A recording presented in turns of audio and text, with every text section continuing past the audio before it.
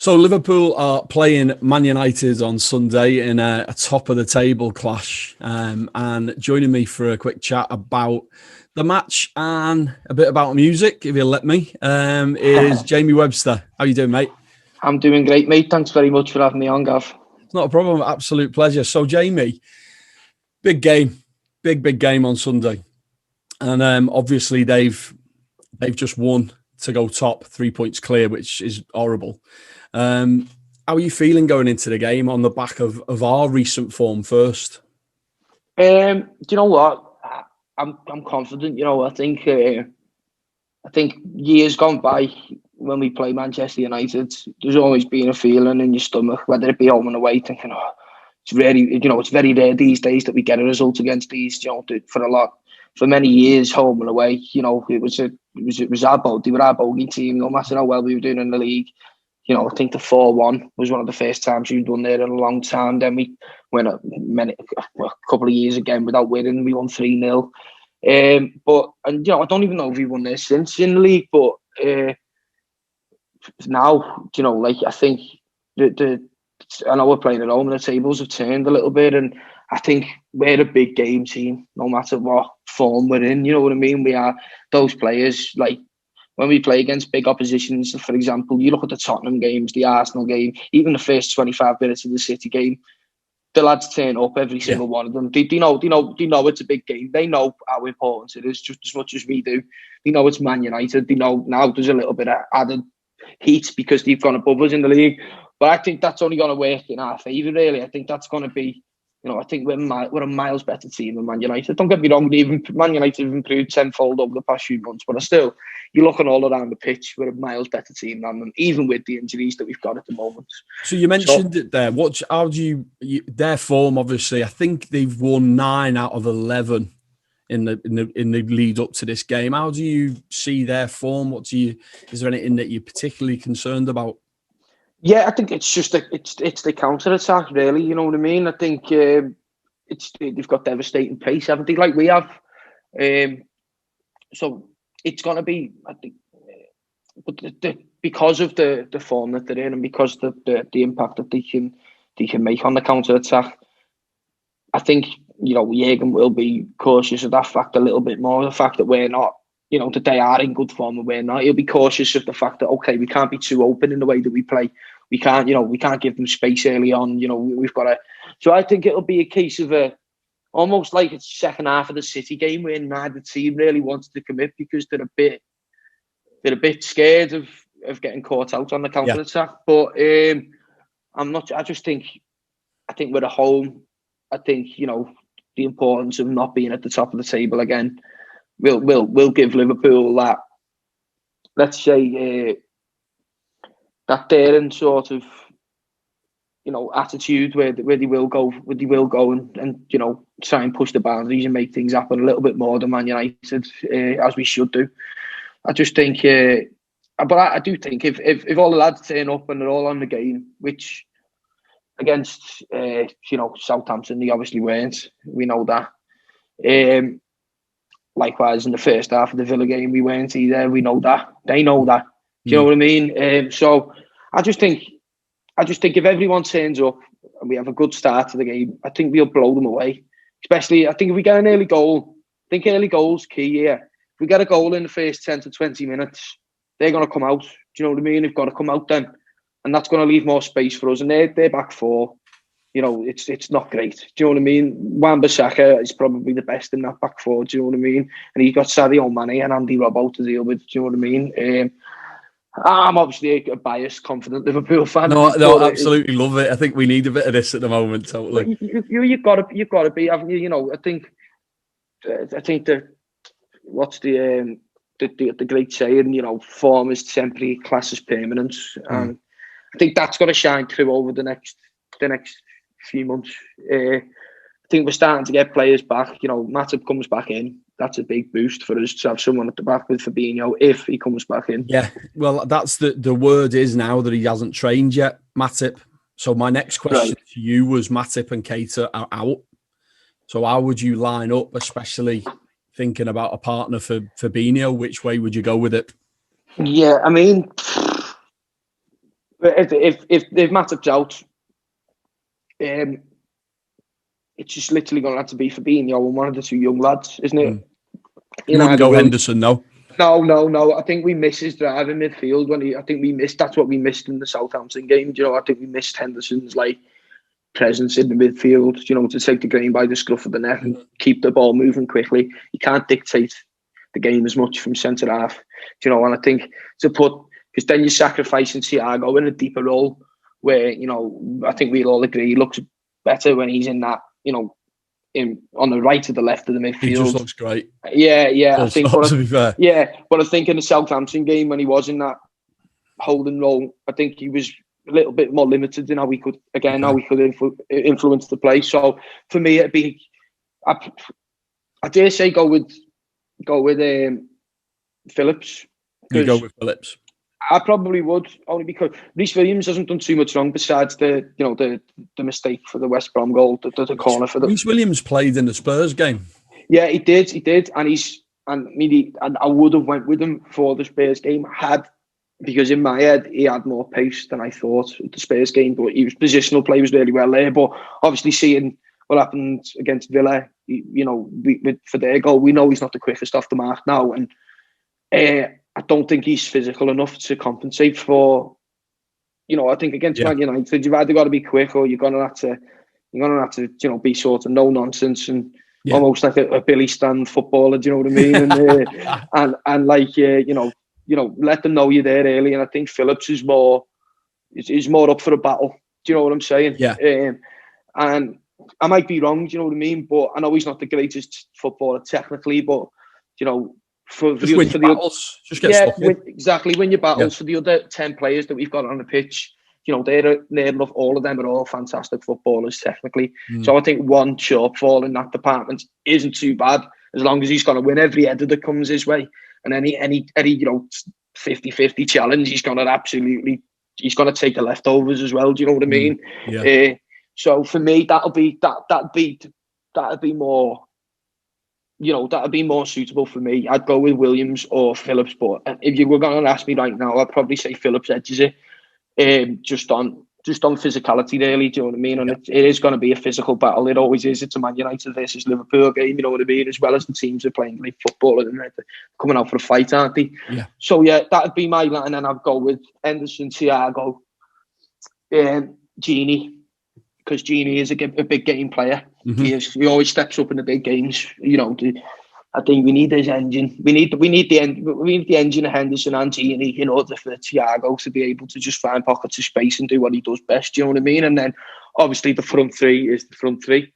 There may be a call for Shaqiri, to come into the midfield and play a 4-2-3-1.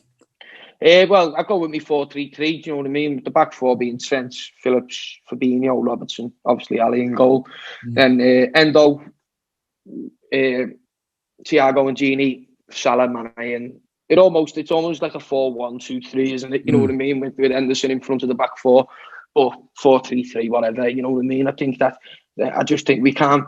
I just think today isn't the day Sunday isn't the day rather for experimenting. You know what I mean? You go with your proven best 11, and just get the job done. If we can get a couple of goals early, you know what I mean, we can maybe throw Man United's game plan off then in the second half by bringing on a couple of substitutions, changing the formation a bit, stifling them, just to a bit of game management sort of thing. But no, for me, we just gotta go hell for leather in the first 45 minutes. Almost like what we done away at City, but put the ball in the net 2 or 3 times. Do you know what I mean? I know it sounds like the ideal football match, but I think Liverpool can do this against big oppositions. I think we find it easier against teams who want to play us. So if Man United come to play football at Anfield and they come to beat us at Anfield, I think it'll play into our hands, to be honest. I think if they do more of an Allardyce or a Mourinho, but I don't think Solskjaer's got that in his locker, to be honest with you. So. All be revealed on Monday morning, won't it? But it's going to be a big game. But I do think if we put, if we put them to bed and we get the results at the end of the 90 minutes, I do think that the form from the last 3 games, it does go out the window. I think you've made up for it by beating a team like this. You know what I mean? And completely. Yeah, you wipe the slate clean, then, don't you? Yeah, you do, and you've got to beat the teams who are in and around you. So if you do that, that's a 6-pointer as far as I'm concerned. Do you know what I mean? So yeah, with the motivations there for everyone, isn't it? So we just got to, hope that they get a good night's kit, get a good pre-match meal, and go out there and do the job. We had a chat there about the centre backs. Do you understand the club's stance on not signing a centre back? Well, right. It's apparent that we need a centre half at the moment in time. It is. But having said that, like, how much do we know about the centre halves who are available at the minute? You know, it's a question. January is always a question of availability. You know, big teams don't want to let the big players go midway through the season unless they can absolutely shoot a nail avoid it. Right now, there's not too much money in football. Well, not as much money in football as there usually is. So, you know, for teams to even go out and spend £30 million on a player, it's probably like spending £60 million on a player with there being no income from, you know, concessions and whatnot. It's just like, you know, even you got to look at the club shop, how much that does per week and stuff like that. You know what I mean? It all adds up over the space of 8 to 9 months, doesn't it? You know what I mean? So yeah, like, and yeah, then so are we going to go out and spend £30 million on a player that might be able to, that might be a bit better than what we've got at the moment in time, but he's not the answer to the question. You know what I mean? I think I think it'd be reassuring for everyone at the minute to see a centre half walk in the door. You know, see a big strong lad. But at the same time, look at the business. Look at the way we've conducted business over the past 3-4 years. You know, we're not really in a position to question. Do you know what I mean? We finished top of the group in the Champions League without all these players. If it weren't for the last 3, if we'd have took our chances, by the way, in the last 3 games, we would be. You know, it's not down to, it's all right. A couple of players had stinkers, a couple of players made mistakes to lead to goals and stuff like that. But the bottom line here is that we haven't took chances that we have created. So it's not down to what we're actually doing, like in the lead up to putting the ball into the net. It's literally just that final, you know, the amount of shots we've had on goal compared to how many have even made the keeper work. We won't go through a patch like that again, I don't think. You know what I mean? If we win on Sunday, I think that'll be. You know, it's, well, you look at the Palace game, everyone's going on about how great the Palace game was. We had more shots in the last 3 games. Than the Palace game? Yeah, than the Palace game. We had 7 shots on target in the Palace game, every one of them hit the net. James Pearce had done an article just before I chatted with him, and he had an interesting take on it, and someone that he knew had done some stats around it, and he said that the average position of our back line is about 5 to 7 yards further back, which basically means that there's a lot more space. We normally play quite narrow, don't we? And it's quite compact in there. And as a result, when we counter press, we're further up the pitch. But because of this space, that the opposition midfield's got more time to play, and we're not getting the quality of service to the forwards as we were. And that's all. Although we're not conceding goals, the fact that we haven't got Van Dijk and Gomez and the way they play and how quick they are and how they can squeeze up, that is having an effect further up the field. Would you agree with that? Yeah, definitely. James is really, you know, all his articles are really brilliant. I think that he knows the club inside out. He knows the way things are done inside out, James. And I would never ever disagree with him on a point, especially a point like that. I think he is right. And also, the thing is with Van Dijk and Gomez to an extent is you go back to what Arteta said early on in the season. You know, you can try and stop Liverpool's counter press and, you know, stop the fullbacks or whatever and stop them playing from the back and doing what they do to teams. But Van Dijk picks the ball down on his chest and zings an 80-yard ball into Mo Salah, onto Mo Salah's toe on the edge of the box. He's bypassed about 5 minutes of foreplay in football. Do you know what I'm saying? So it's like. It was always going to be a devastating blow, not just defensively, but also going forward. Like Van Dijk, even you look at the assists, Van Dijk, you look at the Bayern Munich game, that ball he played over the top to Sadio Mane. Do you know what I mean? It was frightening. You know what I mean? There's a reason why he's one of the best footballers in the world, and you are going to miss him.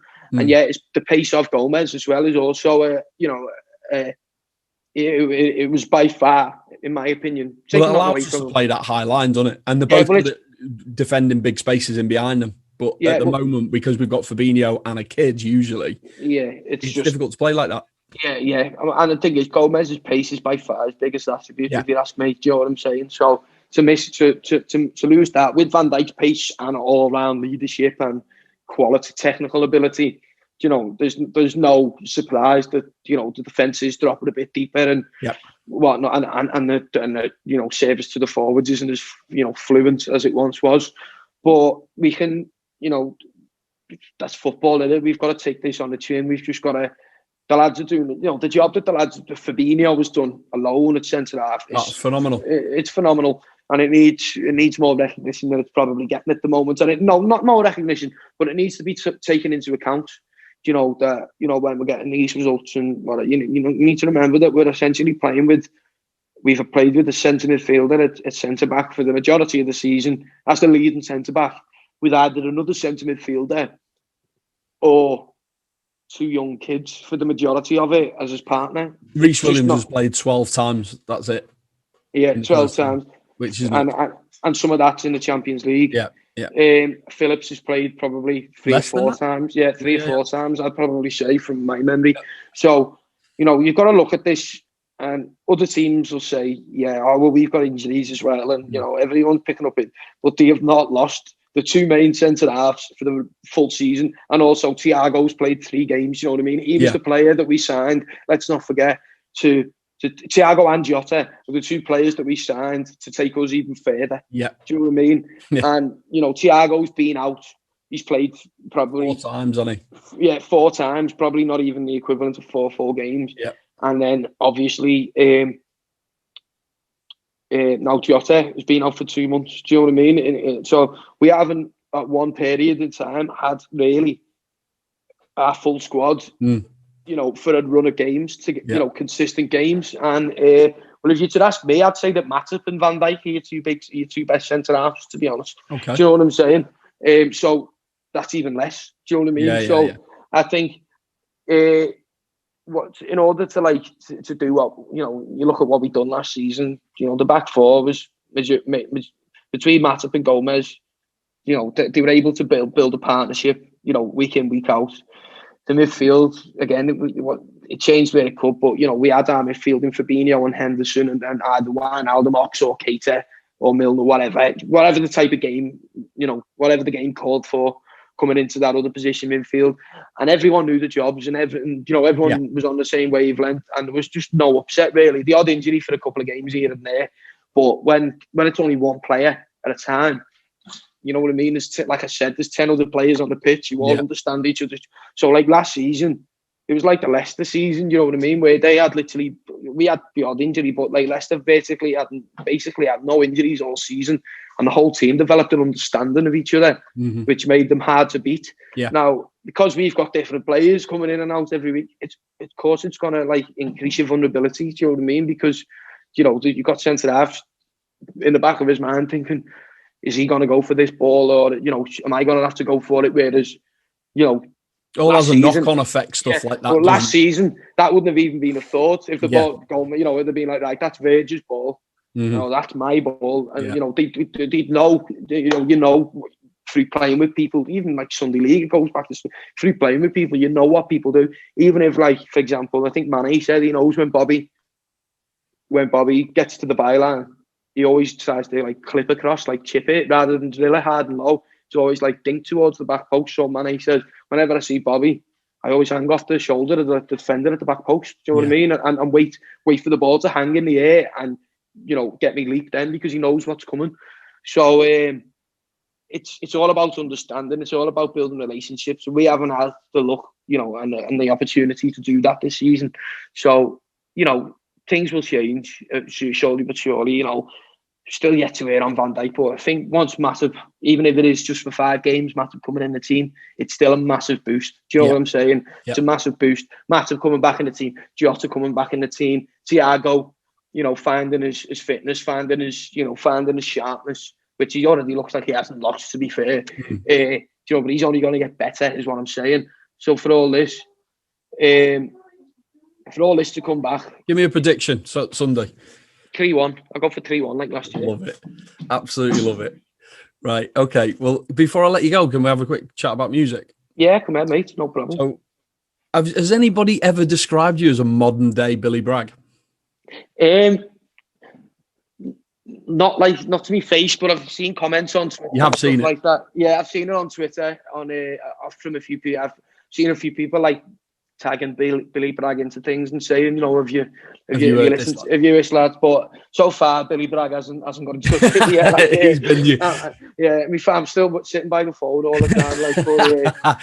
I'm sure it'll be one day soon. When I've listened to your album, and that's what I think, because you're writing about what's around you, aren't you? Your experiences of life, but you're not afraid to call someone out, either the government or whatever it is. Do you know what I mean? No. Is that how you see your writing?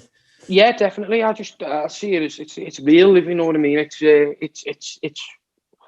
what you see and what you get with me as a person as well. Do you know what I mean? It's very much what I write about is very much the person I am, and not saying that everything I write about has been my own experience. It might have been through the eyes of a friend. You know what I mean? And where he suffered hardship, but it's basically things that are going on around me and things that I know. What I mean, by nature, I'm a working class lad. My family's a working class family. We've worked hard. I've never went without. You know what I mean? My mum and dad have always worked really hard to give me everything that I could have ever asked for, really. But I know the value of a day's work, and I know, that it's not always people haven't always been as lucky as I have. To have the loving family that I've had, and to have grown up the way that I have. But I've always been conscious to what's going on around me. Very close friends have had very different circumstances to me, and it's just putting it down on paper. And it's all about the first the album We Get By. It's basically it's like a document of the struggles, the joys, and the escapes of working class life. Do you know what I mean? It's I'd like to think that any working class lads or girl from Liverpool or the north of England or the south of England, whatever, if they were to take the time to listen to the music and listen to the things I'm writing about and the stories I'm telling, that they'll be able to relate to that in some way, and and make that, and that's what it's all about for me. It's about making a connection with those people, just giving them that escape in listening to the music, and maybe even giving them the feeling that things could be different at times. Do you know what I mean? And that's what I'll always go for in my music. Yeah. You know what I mean? I would never write about a champagne lifestyle that I don't live or anything like that. You know what I mean? It's always no, but even still, it's Bob Dylan. You've got to look at Bob Dylan. He told the truth from the start to the finish, really. Do you know what I mean? People like him, people like Billy Bragg. Do you know what I mean? There's no half measure with them. You know what I mean? It's they are who they are, and they'll always be who they are. Even John Lennon was the same. You know what I mean? Yeah. For his weird experimental, LSD phase and stuff like that. Take that aside. The person that he was at the end, you know what I mean? He was still a very real person. He was true to himself as he was at the very start, and that's something that I've always admired, and I'll always try and replicate. You know what I mean? So I haven't done anything near what I want to do yet, but no matter where I do go, whether it's up or down, I'll always remember the person I am and where I've come from, and I'll always try and try my very best to remain humble with it. But no, the album was great. I've made it with the so it came out in August, didn't it? 21st of August, yeah. And we were kind of getting out of the lockdown, but I bet you. So we thought. You haven't gigged this album yet, have you? No, well, besides 3 socially distant shows, one of them was an acoustic performance, and 2 of them were full band. Just on the 19th of December, actually, they were they full band, full production. Full venue like Hangar 34. Right. It was an unbelievable show. 200 people. We've done 2 gigs in a day, one at 5 o'clock and one at 8 o'clock, and it was. You used to that, though, aren't you? Yeah, well, that's you know yourself. You've played in the pubs. That was like a light Friday night for me. Yeah. 2 gigs in a day. It was used to do 3 or 4 quite often. You know what I mean? Sometimes you do 6 or 7 over the weekend. You know yourself how it goes. So that's no problem for me. Do you know what I mean? That side of it's not. It was just it was strange, obviously, moving into doing your own stuff, to do two shows in a day with full production. It's doing a show like that at 5 o'clock. It was a bit it's not normal, considering we had the support artist on, and that was the headline set for those people at 5 o'clock, and then we've done another one again at 9. But no, they went down really well. So thankfully, I have had a small taste of gigging the album in front of a People crowd. singing the songs back to you. Yeah. That must be an amazing feeling. That's like that was always been me dream. Like, you know, I always remember looking at like a video of Oasis playing in River Plate Stadium. I don't know if you've seen the gig, and obviously it's like an Argentinian crowd, and you think, and he plays "Don't Look Back in Anger" at the end, like just on his own with the acoustic, and like the crowd are just singing the song for him. Do you know what I mean? Yeah. And you can see him just looking at it, thinking, "What, you know, like this is it, basically." You know what I mean? This is what you do it for, and that's always stuck with me, and I've always taught from that. You know, that's what You'll I get want. That. I that's what I want. Whether I'll get it or not, but you will. What I want You'll is get that from Liverpool fans, definitely. Yeah. Oh, definitely. I mean, I had the taste of that in Madrid, obviously. With of course, yeah, but not, you know, with your own songs. It means a little bit more. You know, just like for a song that I've sat down and written about, you know, a time in my life from start to finish on me, you know, my diamond table. Do you know what I mean? To be then sung in an arena by thousands of people who I don't know.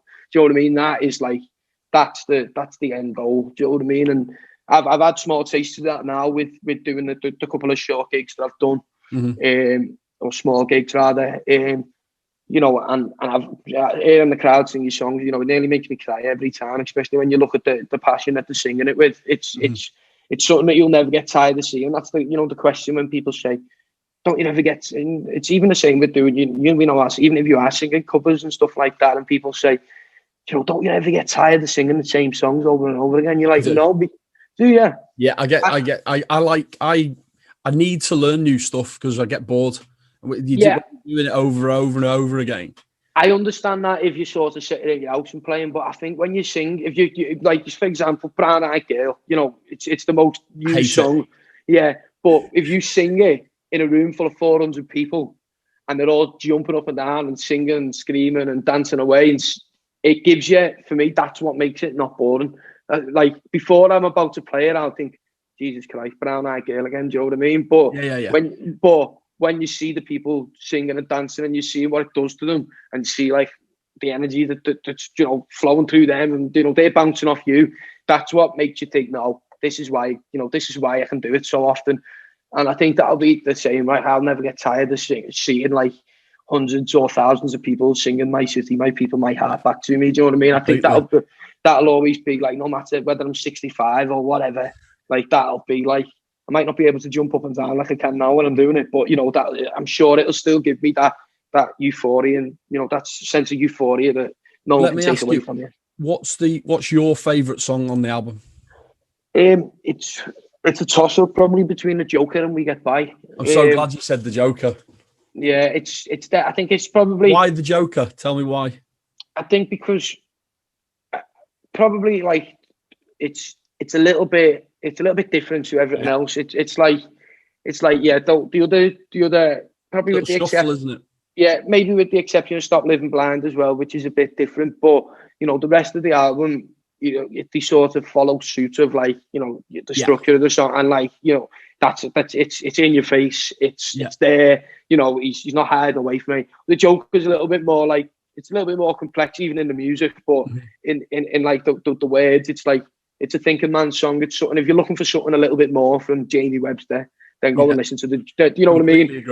Then go and listen to The Joker. And and because it does give, and you know, because I've had the feedback from people like yourself now and other people saying that, you know, and it's more people who know music who like The Joker a bit more. You know, I wouldn't say I'm like that, but but people who you know, who really, you do know music, you know what it's, you know, what goes into a song, and you know what's like a catchy sort of easily written song, like Easy on the Ear, and then you know a song like The Joker, and you know the difference between them. So when those music, like proper music heads, do make the distinction about that song, it, you know, it makes me feel like more proud of it, and more like, you know, well, it feels like I've actually progressed as a songwriter, that people are, you know what I'm saying, and We Get By, I just think because it summarizes like the album and like sort of the last like 6 to 8 years of like, or last 10 years of like mine and my mates' lives. Do you know what I mean? It's I think it's just a perfect sign-off song for the album. Do you know what I mean?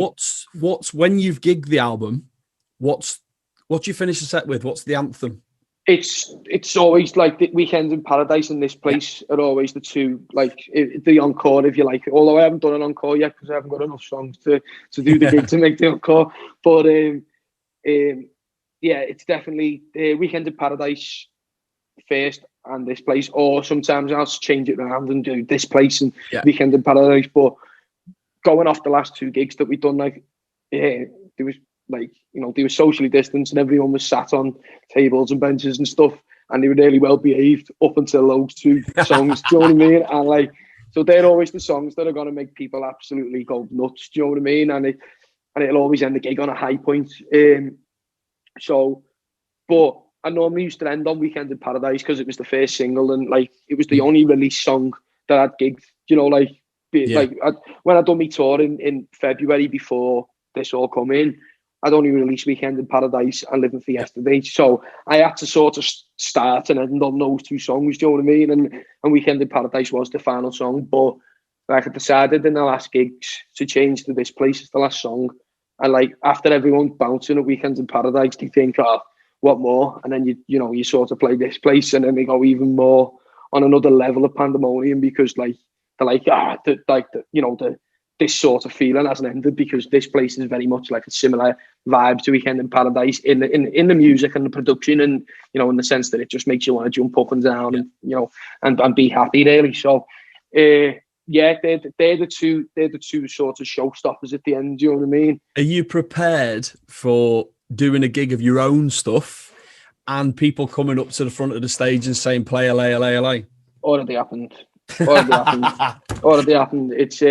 It's probably one of the most frustrating things that I have to deal with. Do you know what I mean? Completely understand that. It happened to me. It used to happen to me when I was in the slaughterhouse, mate. Do you know what I mean? And I'd be like, "Look, mate, there's, you know, I fucking love singing LA, LA, LA when Liverpool are playing." Do you know what I mean? Like when you know, if it's a Liverpool theme night, we've got Phil Thompson stuff behind me doing a speech. You let me play LA, LA, LA. You'll never walk alone. Likewise, if it's a branded Boss night and there's, you know, on the poster, that's what you're there for.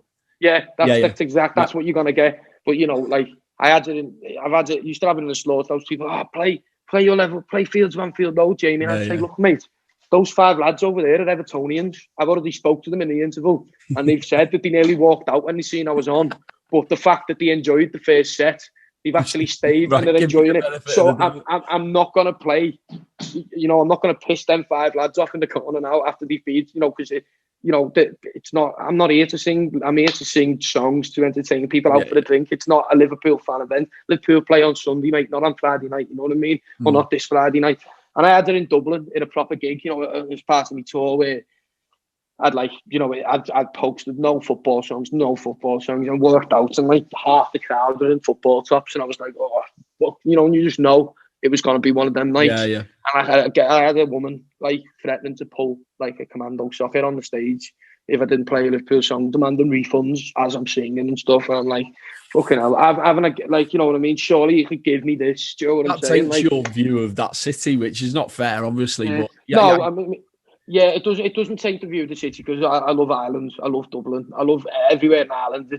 As the saying goes, but it doesn't represent Ireland that well, does it? No, but you'd always get like people, and I understand that those people, like, you know, and I also appreciate the fact that these people really like love what I do with the Liverpool stuff so much that they're dying to see it in any. And you know, they took the chance and it's backfired, but you know, like, you know, you just appreciate, like, I do the Liverpool stuff. I still will be doing the Liverpool stuff. There'll be plenty of times to come and see the Liverpool stuff. If that's all you want to see, don't come and see me sing the album. Do you know what I'm saying? Like, I get it. Like, I understand that some people might be there supporting me in the album, in my own music, because of the Liverpool stuff, solely because of it, and I respect that again. But you know, if I say I'm not going to sing Liverpool songs, don't come down expecting one. If you're not really into the album, but you want a chance to see it and we play it live, just for something to do, that's fine, because it might change your opinion on the album. But don't come down with the having me said, like, I'm not playing Liverpool songs tonight.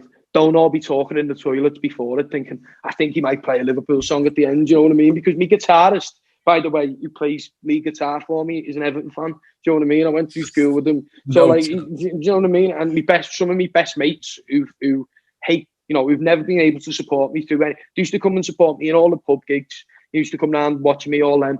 And then once the Liverpool stuff started to take off and I was doing more of that, you couldn't come and watch me. You know, I'm doing my own stuff again. They're all made up because I'm not singing in their words those red shite songs. Do you know what I mean? And so they're coming, and last thing I want to do is piss them off by singing, Totally. you know what I mean, Ring of Fire or something like that. You actually don't need to be thinking about any of this. Normal artist would just be playing his music. You shouldn't have to be thinking about it. So I totally understand. So if anyone's watching, do not ask Jamie to play a Liverpool song when he's doing his own set. Yeah, if I've said otherwise, do you know what I mean? And like, I understand that I have to do it because it's the way it is. That's the door I've come through. Do you know what I mean? Yeah, so totally. People will always, and I'll be grateful for that. And listen, I'm so grateful for like everything I've done with Liverpool and everything I will continue to do with Liverpool FC. It's not going anywhere. Do you know what I mean? Like, I need both in order to survive and live. Do you know what I mean? It's like it's not. And the fact that some of the experiences I've had following Liverpool, flying with the team on business class planes, having pints with Jurgen Klopp in New York at 2:00 in the morning with no cameras.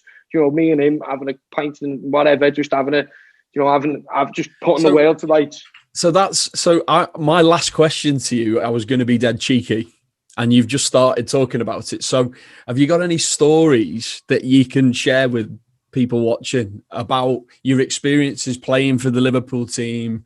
You know, anything sort of in the background that people wouldn't be part of? Because I'm sure people would love to like know what it's like and what sort of things you've been exposed to. I mean, I seem to remember just to something that came to mind. I seem to remember you doing a gig on the roof in a pre-season game. Is that right? Yeah, mate. That must have been.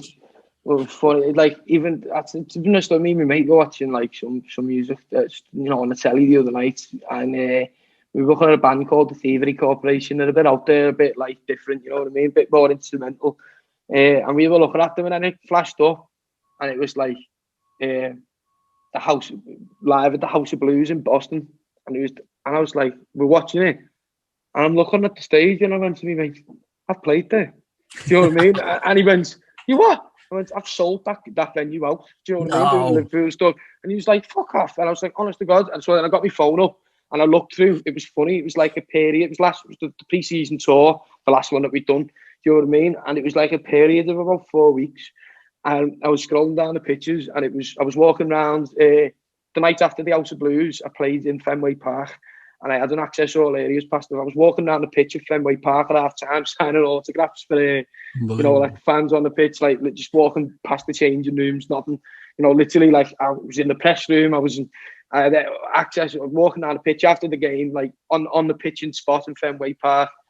And same thing at the Yankee Stadium a couple of days later. Do you know what I mean? I was walking around that, you know, sat in like in the press box for that. Then like, the night before the Yankee Stadium goes like just finished a gig in New York in Carragher's Bar by Times Square, and I was like, it was 7 gigs in 7 days. I was like wiped out. It was 7 gigs in 6 days, but in like 40-degree heat, like hour and a half, 2 hour sets. Do you know what I'm saying?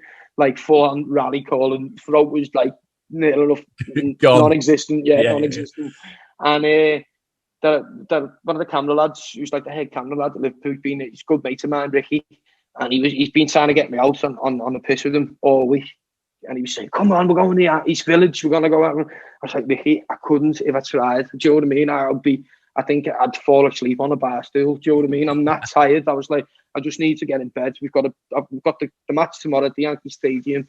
You know what I mean? I want to try and get up and see as much of New York as I can in the morning before we've got to, you know, I was like, so I started, and two of the women who sort of work for Liverpool were like, yeah, you know what, we're done in. We love the gig. That's enough for us. These are like women with, you know, with husbands and kids at home. They want to get home and FaceTime the kids or whatever it was.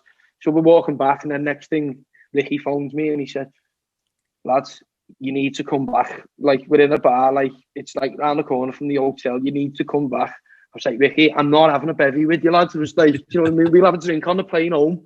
Do you know what I mean? We've got 9 hours there. Do you know what I mean? Like, and he was like, no, you need to come. Like, I can't tell you why. I'm like, lads, yeah, you tell me why, or I put the phone down and go to bed. And he was like, oh, all right, look, the gaffer and that are having like their little private drink at the end of the tour in the bar, and I've walked in and he said, Ricky, go and get Jamie now. Go and get him. I want Jamie to come here. I said, I don't believe you, lads. I said, why Jurgen gets one night off at the end of a 10-day tour? Why does he want to drink with me? Do you know what I mean? What the fuck? What does he want with me?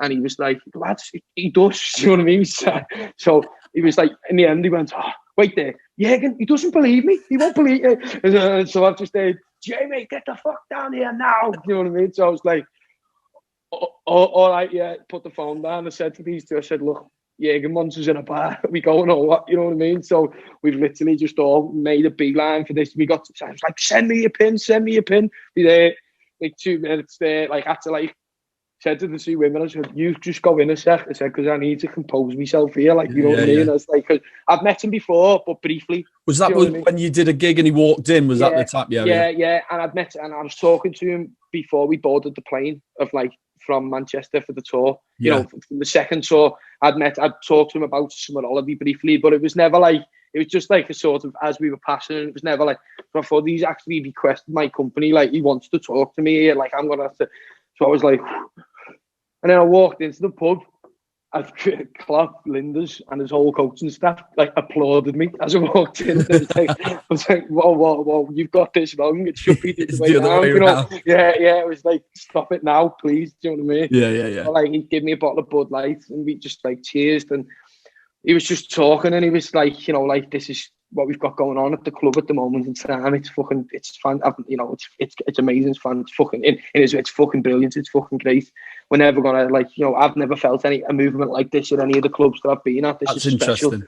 He was like, this is special. You know, like how close we are, how together we are with the fans, and like, you know, for English football, this is absolutely extraordinary. And they were like, and you know, we just want to thank you for the part that you've played in it, because and I was like, look, like, just stop. You know what I mean? I was like, I love what I do. Do you know what I mean? I was like, you know, like, I love what I do. You could never, you try and take it away from me. Go on, just try it. You know what I mean? I was like, I'm not doing it for any of this that I've said. Like, I'm just doing it because I love it.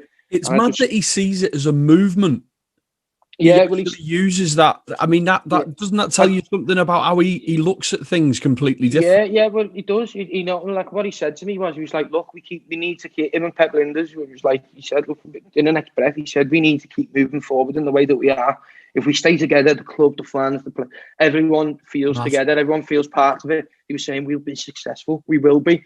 And he said, but if we don't and things start to fall apart, we've got less chance of success. We need to keep it going. We need to keep the passion where it is, you know. Like, and then like, we went out for the smoke, you know what I mean, which is like the dream. He's a big smoker, isn't he? Yeah, but like, you know, I don't think he likes to promote it. But, like, yeah. Do you know what I mean? So, and like, I was never going to, you know what I mean, when in Rome, sort of thing. Do you know what I mean? Yeah, like, I was like, I'm fucking saying to him, he give me one of your ciggies now. Do you know what I mean? So we went outside and like talking to him, and like we were having a laugh. He got a load of photos with me, and like where he's like hugging me and kissing me and shit like that, like just like rubbing me as if I'm his little lad. You know what I mean? Rub me on the head and stuff like that. Like you see him with all the lads after the game. You know what I mean? Like it was like that. And he just said, "Nah, I've got to ask you one question here," because he said like a couple of days after the European Cup final, like he sat in the house, made a Twitter account, made like, you know what I mean, got a YouTube, and just watched all the footage that was you know, surrounded. And he said, and obviously what I watched was your set in Madrid, and I watched the last song. He said, you know, you sang LA. He said, did you cry? He was like, I want you to be honest with me. Were you crying, or were you nearly crying? And after you finished, did you cry? And I did, like, you know what I mean? And I was like, what do I say here? Do I like try and look like the coolest person in the world and be like, no, I just turned it on for the fans. Do you know what I mean? That's just like performing. That's what we do. But like, you know what I mean? But I was like, no, you can't lie to him. You just can't lie to him. Yeah, of course. So like, you know, the modern day Bill Shankly as he is, do you know what I mean? It's just like, it would be like lying to Shankly. You just feel like you couldn't do it. So I said, I'm not going to lie to you again yet. Like I walked off the stage, grabbed one of the big stage curtains, wrapped myself in it with my girlfriend and burst out crying. I was like, I was hoping for the last minute of the song. I was just, every ounce of me was just trying to take in everything what was going on, but not cry at the same time. Like it was just an unbelievable. And then this was like, I nearly cried in his response, and he was like, "Well, I'm so happy that you've said that." And he said, because like when I watched that video for the first time, and maybe the 2-3 times after it, he said, I cried. He said, I'm not gonna lie to you. He said, I was in tears on the couch. Do you know what I mean? It was just like, it was overwhelming. And like I was like then trying not to cry, you know, like thinking, shut up, will you? You know what I mean? And I just said to him, said no. He was like, what did he say to me? Like, you don't know like how much that meant. Do you know what I mean to me? And I went, no. You don't know how much you mean to us. And then it was like a sort of like a, no, you hang up sort of thing, because I was like, no, you don't know. And he was like, no, you don't know. You know what I mean? And then we just like sort of hugged, went back in and finished our drinks. And then like he left about an hour later, gave me a big hug on the way out. And every time I see him since that moment, he's like, comes over, Jamie, high five. Do you know what I mean? He done me. You've probably seen a video he done me for when the album come out. You know what I mean? Yeah. It's me pinned thing on Twitter, like as it would be to everyone. And like even the fact that I'm doing that, you know what I mean, doing that for me and like taking the time to talk about the album and stuff like that. It was you know, he sat there and read through all the tracks on the back of it. You know what I mean? He could have just got a photo with it. Yeah. Being like, hi, Jamie's released an album. He sat there and he was like he was talking to me, just saying like, this is what it means to be, like, you know, like this. I'm so proud of you. Like, I didn't think that you'd actually release something like this. Do you know what I mean? Like, he's just a top fella. He's the best football manager in the world, and he's an even better human being than he is a football manager. Do you know what I mean? No, I agree. Just like, it's just like you can't deny it. Once you can't deny it looking from afar, but like I'm telling you, once you've been in the inner circles with that man, it's just like you just like you wonder if he, like I sometimes think, I wonder if Klopp's thought about me today. Do you know what I mean? You just think like you know what I mean? He's constant. He's just got such an aura and presence about him that like I never like I've met all sorts of players now. Like, you know, I've met the first majority of the first team. I've met a lot of massive ex-players, all my heroes who I grew up watching. Do you know what I mean? I text Robbie Fowler every now and again. Do you know what I mean? It's like shit that I never thought I'd do. I've spoke to Ian Rush about my granddad and shit like that, which would have been like him looking down on me would have been like over the moon. I've done all these great things and it's never fazed me, and it never like sort of sets me back, or I'm never nervous. But when that man has got such an aura about him that like I feel like I know what it was like to be in love with the Beatles when he walked in. You know, like them girls who faint when the Beatles used to walk in. I feel like that when he walked in the room, and it takes like every ounce of you to not be like, you know what I mean, and start like just hold a conversation with him. And like even when you're talking, you think, I can't believe this is fucking insane. I'm talking to you like you're me, like as if you're my uncle who I haven't seen in a few months. Do you know what I mean? Like he's just got something, and he makes you feel important. He makes you feel wanted. He makes you feel like special. Do you know what I mean? And we can see that in the team, can't we? He is with people, and he gets the best out of people. Yeah, we really don't know how lucky we are. And I agree. I'm hoping that like that little insight to the story just lets the listeners know just what a man he is, and like exactly how lucky that we actually are to have someone like him. So if like, if you don't like the team selection, you know what I mean, every once in a while, you know what I mean, I'd keep your opinions to yourself, because a couple of weeks later, you're going to be in love with them again. You know what I mean? So long live Jurgen Klopp. That's all I can say. Listen, mate, I said see you 10 minutes and we've gone on well longer than that, so I'm sorry about that, but I really enjoyed it. Appreciate it, lad. It's been great, and hopefully we'll see you gigging again soon live. Yeah, I mean, I think hopefully for us all that we're all gigging again live. You know, let's hope we're all back doing what we love sooner rather than later. But even if that's towards next Christmas, so be it. We've just got to make sure that we're ready, and in the meantime, we stay safe and look after the people around you. Do you know what I mean? Yeah, good message. Well, listen, thanks very much, mate, and I'll speak to you again. Cheers. Thanks, Gav. Thanks.